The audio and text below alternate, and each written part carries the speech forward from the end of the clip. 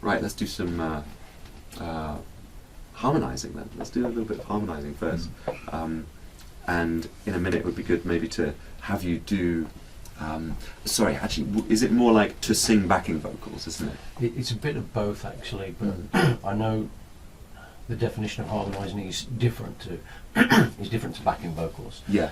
You're kind of singing out of tune or yeah. Whereas backing vocals, it's just on a different scale, isn't it? It's just higher or lower. I don't know. I'm talking about. Okay, yeah, I guess we've got, what have we got? We've got a key, right? And a key is like the foundation of the song.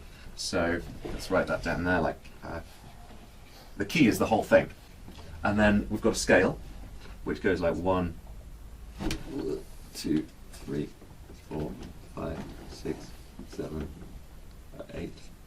We can carry on if we want. 9. And why don't we just block that off there?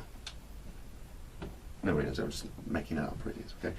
But so then, yeah, you've got the scale, which is yeah, often what we kind of learn from a very early age. We all kind of already know the major scale because we've sung it in nursery rhymes, for instance. Does everybody know the major scale? Yeah, we don't need to go into that really. And the key is what puts that all together in a big bracket. So it's kind of locked in. You can't really change, you know, what the scale is without changing the key. So then, a melody is the main tune that we hear. And that could be, for instance, going like, just, let's do like 3, 2, 1, like that. Let's all sing that at that key. Let's go like, E. Let's do it again. E. Nice, that's really good. So then, yeah, that could be the main tune that we want to kind of make the song, you know, known for. It's what would be memorable. It's what would be like the tune that we introduce to teach to the audience, sort of thing. It's like 3 blind mice, and then it's like, oh, I know that's exactly that song. Yeah. So right, what a harmony could be is to sing notes that match that. So the obvious one is going just a block up. You just go up a third, and we go like that. So 5, 4, 3. Let's do it like E. Good. And let's do 3, 2, 1 again.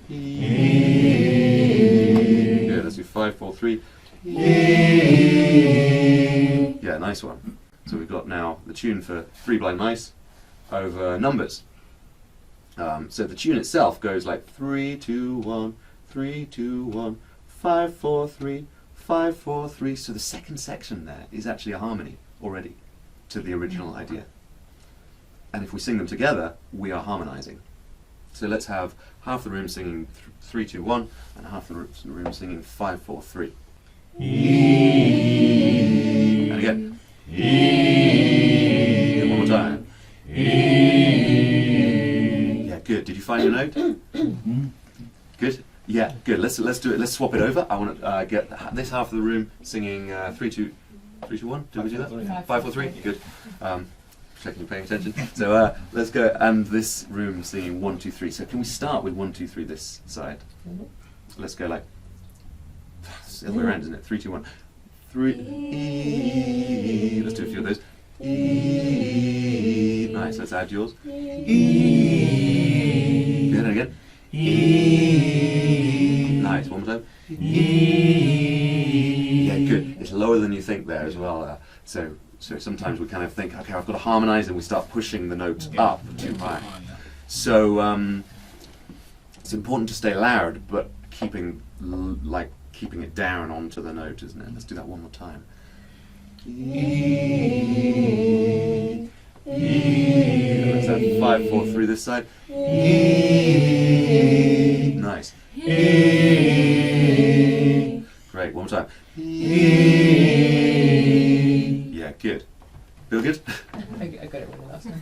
Ben, can I just ask one thing? You said the obvious thing would be to go 5, Yeah. 4, 3. Yeah. That's where I stumble. I don't know what's obvious. I have to Right, look yeah. in book. I'm Okay. working on the same thing. Yeah. It takes me weeks to work Sure. out a harmony, and it's so painstaking that by Yeah. the time you've done it, you don't want to sing it. You know. So you said, right, Yeah. well, the obvious thing is to do that, and I think that's where your intuition is so well grounded, and mine's just not. Is there a formula? Is there a kind of a good way of starting? Definitely. Say, okay, well, a decent place to start would be this. Definitely. Every chord has already a set kind of formula to it, which gives you kind of what the obvious notes are. So every chord, right, and we're talking about major chords at the moment, every chord has a 1 in it, a 3 in it, and a 5 in it. All right. And so if you were to find the notes on the guitar or on the piano, you could start at any one of those notes. The first tune could be the melody, and you could then move to the next one that you're playing to see if that's the first harmony that you would like to use. Fantastic. And then the second, then there's always two. There's always two obvious ones. Two possible harmonies Yeah. for every melody note. Yeah. So let's change this tune, and let's make it like, let's do it like,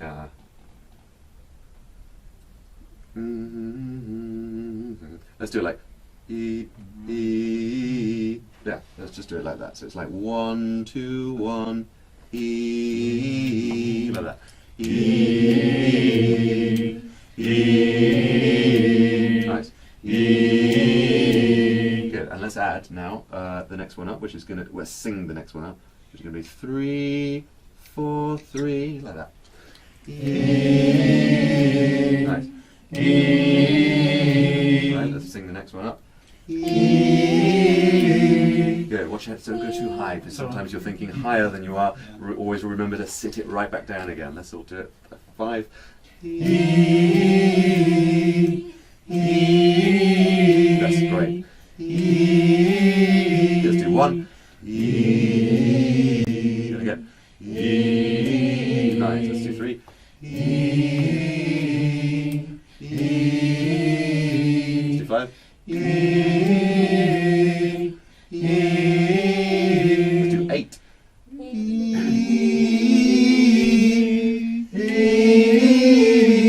Great.